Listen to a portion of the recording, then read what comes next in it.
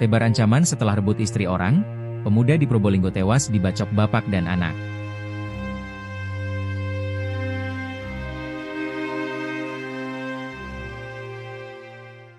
Kasus pembacokan yang menewaskan seorang pemuda bernama Deding Dharma Firdaus, 27, warga Desa Nogosaren, Kecamatan Gading, Probolinggo, Jawa Timur akhirnya terungkap. Pembacokan itu ternyata dipicu dendam dan sakit hati karena perselingkuhan yang berujung perceraian.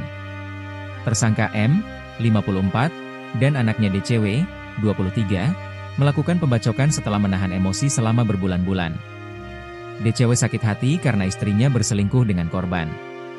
Akibat perselingkuhan itu, DCW bercerai dan istrinya memilih menikah dengan korban. Istri korban bercerai dengan tersangka itu sudah 5 bulan lalu.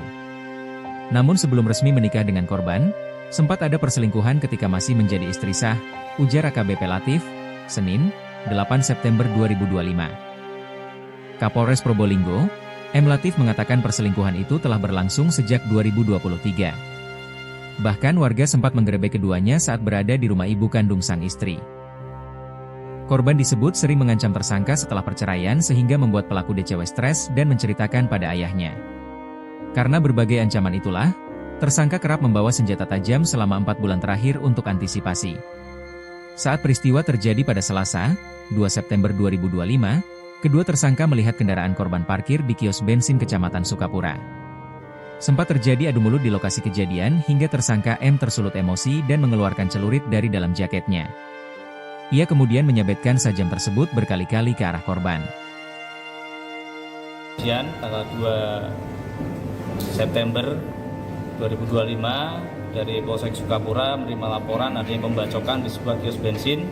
Kemudian petugas kami segera sikap tanggap untuk menuju ke TKP bersama dengan para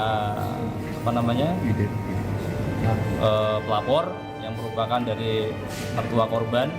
Kemudian setelah itu dibantu oleh masyarakat, ternyata memang kita dapati korban saat itu sudah meninggal dunia. Kemudian dari petugas IDEN kami sudah melakukan identifikasi untuk mengecek dari identitas dari korban. Ya, setelah didapati identitas dari korban, kita melakukan penyidikan dan didapati dari kesesuaian alat bukti bahwa pelakunya mengerucut pada mantan mertua dan juga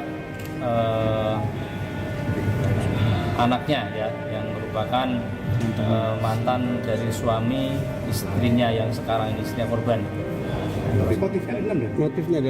Motifnya saat ini ya memang kita identifikasi ya dendam, sakit hati karena setiap hari itu sering sekali si korban ini mengirimi konten-konten TikTok, ya, baik itu mesra dengan istrinya yang saat itu masih statusnya istri dari tersangka, dan juga beberapa konten-konten yang sifatnya menantang dari si tersangka. Bahkan ada ajakan untuk duel dan juga ancaman akan membunuh atau menembaknya. Sehingga itulah yang memicu dari si tersangka ini untuk kemana-mana selalu mempersiapkan diri membawa celurit baik bagi bapaknya maupun anaknya.